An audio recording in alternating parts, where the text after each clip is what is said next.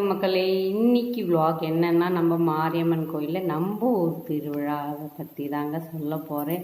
ஒரு நாள் 2 நாளுங்க 5 நாள் திருவிழா பற்றி தாங்க படிப்படியாக நாங்கள் அப்லோட் பண்ணலான்னு இருக்கிறோம். மறக்காமல் நம்ம வீடியோவை பாருங்கள். பிடிச்சிருந்தால் லைக் பண்ணி சப்ஸ்கிரைப் பண்ணிக்கோங்க உறவுகளே. வாங்க வீடியோவில் போகலாம். நம்ம ஊர் மாரியம்மன் திருவிழா இந்த வருஷம் படு அமக்கலமாக படு ஜோராக நடக்க போகுதுங்க. அதை பற்றி விலாக் தான் உங்களுக்கு நான் அப்லோட் பண்ண போகிறேன். புதன்கிழமையே நம்மளுக்கு அம்மனுக்கு காப்பு கட்டியாச்சு. பக்தர்களும் காப்பு கட்டிக்கினாங்க. நம்ம ஊர் அம்மன் படு ஜோராகவே அமக்கலமாக இருக்காங்க. அவங்களுக்கு கொண்டாட்டமாக இருக்காங்க. நல்லா கையெடுத்து கும்பிட்டுருக்காங்க. இது சுற்று பிரகாரம் வெளியே பிரகாரம் தாங்க. இது அம்மனுடைய கிராம தேவ கோவில். நம்ம ஊர் கோவில் சின்ன கிராமம் தாங்க நாங்கள் இருக்கிறது. நாங்கள் மொத்தம் 5 பிரிவாக இருக்கிறோங்க. 5 பிரிவிலும் ஒருத்தர் ஒரு தெருவில் எடுத்து நடத்துவாங்க. அதாவது முதல் கொத்து, 2வது கொத்து, 3வது, 4வது, 5 கொத்துக்காரங்க நாங்கள். ஒவ்வொரு கொத்து தெருவுக்கும் அதாவது 42 குடும்பங்கள் சேர்ந்து ஒரு கொத்துன்னு சொல்லுவோம். இப்போ முதல் தெரு கொத்துக்காரங்க முதல் அவங்க காலையிலேயே காப்பு கட்டிடுவாங்க. காப்பு கட்டிட்டு அம்மனுக்கு ஃபஸ்ட்டு முதல்ல கட்டுவாங்க. அப்புறமா பக்தர்கள் கட்டிப்பாங்க. அன்னைக்கு கட்டிட்டு திருவிழா அன்றைக்கி அம்மன் முதல் வீதி உள்ளே வருவாங்க. வேலைக்கிழமை 2வது நாள் திருவிழா. 3வது நாள் அம்மனுக்கு கங்கை அம்மனுக்கு கூழ் வார்க்கிற திருவிழாங்க. அந்த கூழ் வார்க்கிற திருவிழாவுக்கு அம்மனுக்கு முதல் நாளே புதன்கிழமையே மாப்பானை போட்டுனாங்க. என்கிட்ட சட்டி இல்லாதனால நான் பால் காய்ச்சினா நம்ம புது வீட்டில் குண்டால தாங்க மாப்பானை போட்டேன். கேவல் மாவு அரைச்ச மாவு கொஞ்சம் வீட்லேயே ஆல்ரெடி இருந்ததுங்க. நம்ம கழனியில் விளைஞ்சது தான். அந்த மாவை நாங்கள் ஒரு 3 டம்ளர் சின்ன டம்ளரில் போட்டு ஒரு சொம்பு தண்ணி எடுத்து புது தண்ணி எடுத்து நல்லா மாப்பானை கட்டி உடச்சல் இல்லாமல் கரைச்சி வச்சுக்கணுங்க. கரைச்சி வச்சுட்டு இது மட்டும் இல்லாதங்க, இந்த கேழ்வரகு கூழ் தாங்க அம்மனுக்கு ரொம்பவே பிரசித்தமானது. ரொம்பவும் மிகவும் பிடிக்குங்க. ருசியாகவும் இருக்குங்க. எல்லாம் குடித்து பழகினவங்களுக்கு தெரியும் கேழ்வரகு கூழ் எப்படி இருக்குன்ட்டு. கிராமத்தில் இது அன்றாட எல்லா வீட்லேயுமே இருக்கிறது தாங்க. இது ஒன்றும் எங்களுக்கு ஒன்றும் ஸ்பெஷலாலாம் இல்லைங்க. உங்களுக்கு அது ஸ்பெஷலாக இருக்கலாம். எங்களுக்கு இது அன்றாட உணவில் இது நாங்கள் சமைச்சு உணவில் சேர்த்துன்னு வரோங்க. ஆரோக்கியமான உணவு கூடங்க. அம்மனுக்கு கூழ் வார்க்கிறதுக்காக நான் மாப்பானை போட்டாச்சுங்க காலையிலேயே. இப்போ அம்மன் திருவீதி உள்ள வர ஆரம்பிச்சிட்டாங்க. அம்மன் முதல் கொத்துக்காரங்க வந்துன்னு இருக்காங்க. நான் ஆல்ரெடி அதனால் பழம்லாம் வாங்கி வச்சுருந்தேன். தேங்காயெல்லாம் உரித்து வச்சுட்டேன். தினமும் அம்மனுக்கு பகல்லையும் அர்ச்சனை கொடுக்கணும், நைட்லேயும் அர்ச்சனை கொடுக்கணும். கிட்டத்தட்ட அம்மன் பகல் நேரத்தில் அம்மன் 10லேருந்து 11 மணிக்குள்ளே வந்துடுவாங்க மாட்டு வண்டியில். நைட்டில் 10 அம்மன்லாம் அலங்கரித்த பிறகு அம்மன் 10லேருந்து 11, 11:30க்கெலாம் முதல் தெருவுக்கு வந்துடுவாங்க. முதல்ல அம்மன் வர ஆரம்பிக்கிறது இந்த வழியாக தாங்க வந்தாகணும். அம்மன் வந்த பிறகு அம்மன் நேராக பெருமாள் கோவிலுக்கு போயிடுவாங்க. அவங்க அண்ணனை தரிசனம் பண்ணிவிட்டு அவங்களுக்கு ஒரு அர்ச்சனை பண்ணிவிட்டு வந்துட்டு தான் அப்புறமா நம்ம திருவிழாவெல்லாம் பார்க்க ஆரம்பிப்பாங்க. பாருங்கள், படுஜோராகவே ஆரம்பித்த திருவிழா பட்டாசு வான வேடிக்கையோடு ஆரம்பித்து வச்சுருக்காங்க. நடந்துன்னு இருக்குது. இன்று மட்டும் இல்லைங்க, 5 நாளுமே வான வேடிக்கை நடக்கும். நல்லாவே இருக்குது. நம்ம கிராமத்தில் இரவு நேரத்தில் நடக்க திருவிழா பகல் முழுதும் திருவிழாவும் இரவு முழுதும் திருவிழாவும் இருக்கும். 24 மணி நேரமும் திருவிழா 5 நாளுமே முதல்ல சாமி ஊர்வலம் வரப்போகுது. திருவிழா வரப்போகுதுன்னா முதல்ல இந்த தாரக்கப்பட்ட முதல்ல நம்மளுக்கு அறிவுறுத்து போயிடுவாங்க. அம்மன் இருக்குது. அதுக்கு அடுத்த போல் எங்களுக்கு அடையாளத்துக்கு நிறைய பேர் வீட்டுள்ள இருக்கிறதுனால எங்களுக்கு தெரியாதுல்லையே அம்மன் எந்த தெருவில் வராங்க எங்கே வராங்கன்ட்டு. நாங்கள் முன்கூட்டியே நாங்கள் ரெடியாகிறதுக்காக இது ஊருள்ள ஏற்பாடு பண்ண ஒரு இது பாரம்பரியமான வழக்கம்தாங்க. தாரத்தப்பட்டை வைப்பாங்க. அதுக்கு இப்போ 2வது பட்டாசெல்லாம் வெடிப்பாங்க. இந்த மாதிரி வெடித்தாங்கன்னா அந்த தெருவில் சாமி இருக்குதுன்னு அர்த்தம். சாமி வந்த பிறகு நானும் அலர்ட் ஆகிடும். சாமிக்கு தீபாத்தனை கொடுக்கணும். நம்ம தட்டெல்லாம் ரெடி பண்ணணும். தேங்காய், பூ, பழம்லாம் கற்பூரெல்லாம் வச்சு ரெடியாக ஆர்த்தி எடுக்கிறதுக்கு அம்மனுக்காக நாங்கள் வெயிட் பண்ணின்னு இருக்கோம். அது மட்டும் இல்லை, நாங்கள் ஒருத்தர் மட்டும் இல்லை, தெருவார எத்தனை குடும்பங்கள் இருக்கோ அத்தனை குடும்பமும் அம்மனுக்கு அப்படி ஆர்த்தி காட்டுவோங்க. அதுக்காக ஒவ்வொரு வீடும் நின்று நம்ம கொடுக்குற தீபாத்தனை அம்மன் ஏற்றுக்கணும் தாங்க நம்மளை தாண்டி போவா. முதல் கொத்துக்காரங்க அம்மன் இன்னும் அலங்காரம் பண்ணியிருந்தாங்கன்னா அவங்க மீனாட்சி அம்மன் அவங்க தான் வச்சுருந்தாங்க. மீனாட்சி அம்மன் கையில் தாங்க இது இருக்கும்.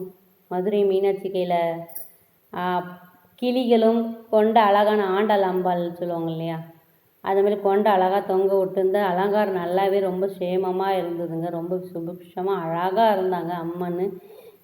அவங்க முதல் கொத்துக்காரங்க வந்து மியூசிக் பேண்டு வச்சுருந்தாங்க.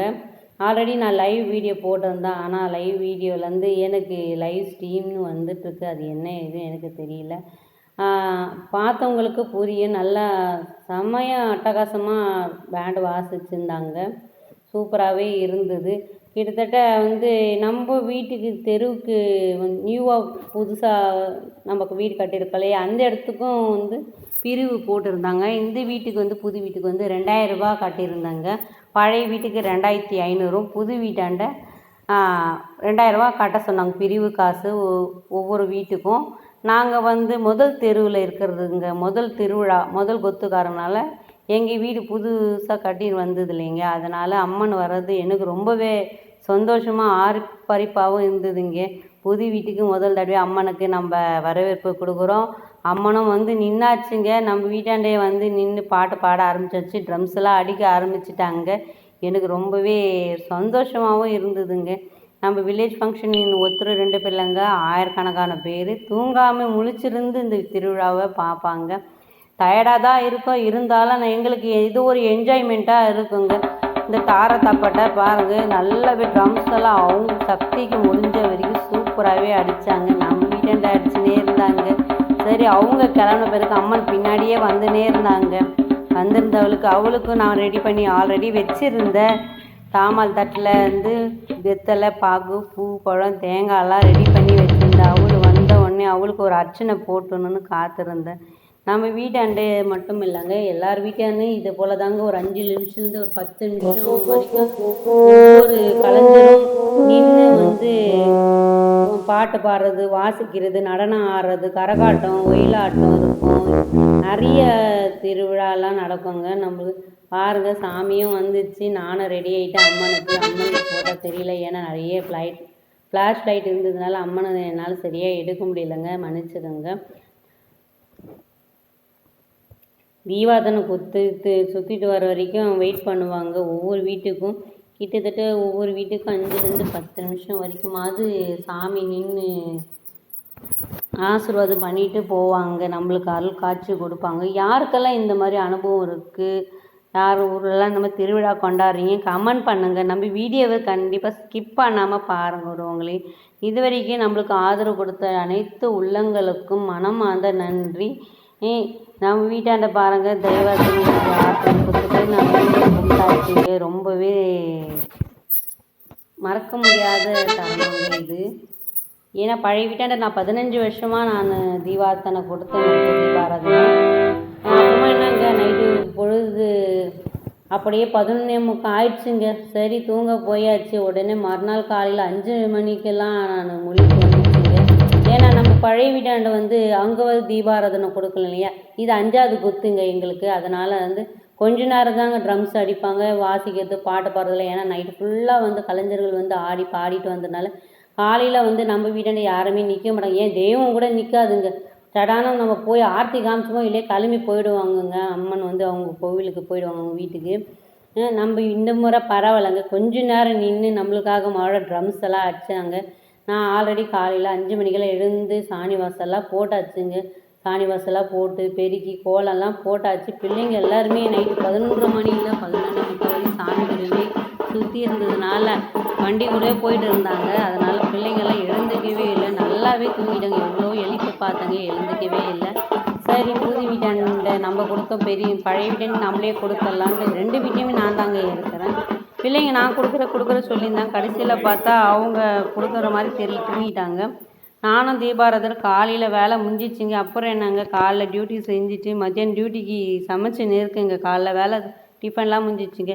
மத்தியானம் வந்து அம்மன் வந்து மாட்டு வண்டியில் தான் வரும். காலையில் வந்து கொடுத்தாச்சு இல்லையா தீபாராதனை. இங்கே வந்து என்கிட்ட மாம்பழம் இருந்தது, மாங்கனி இருந்தது, வெத்தலை பாக்கு, பூ, பழம்லாம் வச்சு அம்மனுக்காக நான் ரெடியாகவே இருக்கேன். அதே போல் தாங்க தாரா தப்பாட்டை அம்மன் வந்துட்டாங்கன்னா வெடிப்பாங்க. தாரா தப்பாட்டை போவோம், பின்னாடியே அம்மன் வந்துன்னு இருப்பாங்க. நம்மளுக்கு அது தாங்க சிம்டம்ஸு அம்மன் வராங்கன்ட்டு. பாருங்கள். இப்போ காலையிலேயே நாங்கள் வந்து தண்ணி தெளித்து கோலம் போடுவோம். அதே போல் நானும் தண்ணி தெளித்து கோலம் போட்டாச்சு. நாங்கள் மட்டும் இல்லை, எல்லாருமே எல்லார் வாசல்லையும் சரி, நம்ம தெரு வாசலில் கோலம் போடுவோம் இல்லையா, அதுக்கப்புறமா கீழேயும் தண்ணி தெளித்து கோலம் போடுவோம். அம்மன் வந்து நிற்கிறாங்க இல்லையா, தண்ணி தெளித்து கோலம். இது ஒரு சாங்கிய சம்பிரதாயம்னு சொல்லுவாங்க. சூட்டோட கால் வரும் இல்லையா, கால் கொதிநிலையாக இருக்கும், சூடு தாங்க முடியாது. நம்ம சில்னஸாக நம்ம தண்ணி தெளித்து கோலம் போடும்போது வர பக்தர்கள் வந்து செப்பல் போடாத வராங்களே, காலணி போடாமல் வர்றதுனால அவங்களுக்கு சூடு தெரியாமல் இருக்கிறதுக்காக இது ஒரு சாங்கியமாகவே செய்யலான்னு சொல்லலாங்க. என்னை பொறுத்த வரைக்கும் அதுதான் நான் நினைக்கிறேன். அம்மன் வர்றதுனால பாருங்கள், ஆல்ரெடி ட்ரம்ஸ் எல்லாம் நைட்டு முடிஞ்சுது. அவங்க காலையிலே போயிட்டாங்க 5 மணிக்கு. இதை வந்து 5 நாளும் இவங்க வந்து எல்லா தெருவுக்குமே அடிப்பாங்க. சாமி வரப்போதும் ஒவ்வொரு தெருவுக்கும் முன்ன அறிவிப்பாடும் இவங்க வந்து அடிச்சுட்டு போயிடுவாங்க தாரத்தப்பாட்ட. அம்மன் வந்து ஒவ்வொரு வீட்டாண்டி நின்று அவங்க கொடுக்குற தீபாரதனையை ஏற்றுக்குன்னு வருவாங்க. நைட்டு வர அம்மன் வந்து அலங்காரத்தோட ஜோடி போட வருவாங்க. புறா ஜோடி போட, அதை பெரிய பெரிய ஜோடிப்பு தெரியுங்களே, அதுக்குள்ள பூ மாலையோட ரொம்ப அலங்காரத்தோடு வருவாங்க. சரி, நானும் தீபாராதனை கொடுத்தாச்சுங்க. கொடுத்துட்டு உடனே நாங்கள் டியூட்டிக்கு கிளம்புற வேலை தாங்க. அதுக்கு முன்னாடி அன்னதானம் போட்டாங்க. 2வது தெரு கொத்துக்காரங்க வந்து இது 2வது கொத்துக்காரங்க வந்து மறுநாள் இல்லையா, நம்ம சாமியில் அவங்களுக்கு வந்து அர்ச்சனைலாம் பண்ணிட்டு வந்து நம்ம 3 மணிக்கெல்லாம் டியூட்டிக்கு கிளம்புனதுனால நான் கடகடன்னு வந்தாச்சுங்க. வந்து அன்னதானம் நல்லாவே இருக்குது, வந்து சாப்பிட்டுப்போம் எங்கள் கணவர் சொல்ல என்னையும் அழைச்சிட்டு போய் விட்டாருங்க. இங்கே பள்ளிக்கூடத்தில் தாங்க போட்டாங்க. அங்கே தான் எல்லாம் தாராளமான வசதியெல்லாம் இருக்கிறதுனால சூப்பராகவே இருந்ததுங்க. நல்லா சமைச்ச சாதத்தை நல்லாவே அற்புதமாக அன்னதானத்தில் கலந்து அம்மனுக்கு புதன்கிழமை முன்னாடி இது வெள்ளிக்கிழமை நம்ம அம்மனுக்கு வேலையில் கரைச்சி மாப்பானை ஊற்றுற மாதிரி இருக்கும். அதனால் என்ன செய்யணும்னா நம்ம வேலைக்கிழமை நம்ம புதன்கிழமை போட்ட மாப்பானையே வேலைக்கிழமையே ஆகிறதுனால பச்சரிசி வந்து ஊற வச்சுருக்கேங்க. இது வந்து கூழ் எப்படி செய்கிறது மட்டும் நான் ஷார்ட்டாக சொல்லிடுறேங்க. நம்ம ஒரு பங்கு மாவுன்னா, ஒரு காப்படி மாவுனா அரைப்படி நொய் நம்ம ஊற வச்சுக்கலாம். அப்படி இல்லைன்னா பச்சரிசி ஊற வச்சுக்கலாம். பச்சரிசியில் வச்சா ரொம்பவே நல்லாவே இருக்குங்க. நான் பச்சரிசி தாங்க என்கிட்ட இருந்ததுனால பச்சரிசி ஊற வச்சிருக்கேன். 1க்கு 10 தண்ணி மேலே அலசி எடுத்து வச்சாச்சு. ஆல்ரெடி 1/2 hour முன்னாடி ஊற வைக்கவே அது கையில் நம்ம கழுவும்போது உடஞ்சி போயிடுங்க. இதுக்கு தேவையான அளவுக்கு சின்ன குண்டா இருந்தாலும் போதுங்க. அரைப்படி குண்டான்றது நான் 3 காப்படி குண்டாவில் தாங்க ஆக்க போகிறேன். ஆல்ரெடி ஒலை வச்சாச்சு, காஞ்சிச்சு, அரிசி போட்டாச்சு. நல்லா 3/4 நொய் வெந்துச்சுங்க. சலசல நல்லா வெந்த பிறகு என்ன பண்ணணுன்னா, இந்தமாதிரி கூழ் தொலைகிற கட்டை இல்லைங்க, நான் மற்ற தொலைகிறது தான் எடுத்துக்கிட்டேன்.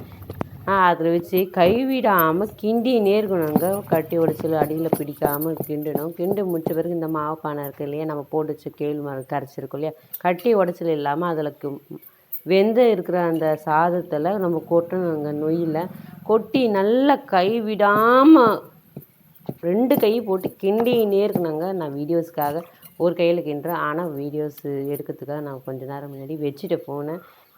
கைவிடாமல் கிண்டினே இருக்கணுங்க. நான் வீடியோஸ் கொஞ்சம் வச்சுட்டு தாங்க நான் கை வச்சு கிண்டுனேன். 2 கை வச்சு கிண்டுனாங்க, ஒன்றும் உடச்சல் இல்லாமல்.